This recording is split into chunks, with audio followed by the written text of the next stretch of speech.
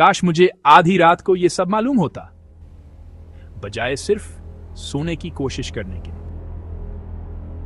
कभी कभी सबसे खौफनाक चीजें सुबह तक आपका पीछा करती हैं। ये एक ऐसी कहानी है जो आपके साथ रहेगी। हर रात नायला एक ही ख्वाब देखती थी।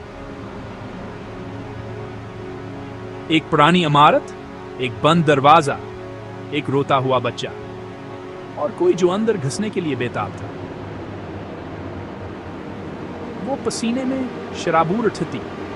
उसे यकीन था कि इसका कोई मतलब नहीं, जब तक कि एक दिन इसे कई दहाइयों पुरानी एक खबर नजर आई। 1995 में एक यतीम खाने में आग लगी थी। सिर्फ एक बच्चा बचा था। इसके ख्वाब में मौजूद इमारत वही जो खबर में थी, लेकिन नायला तो कई साल बाद पैदा हुई थी।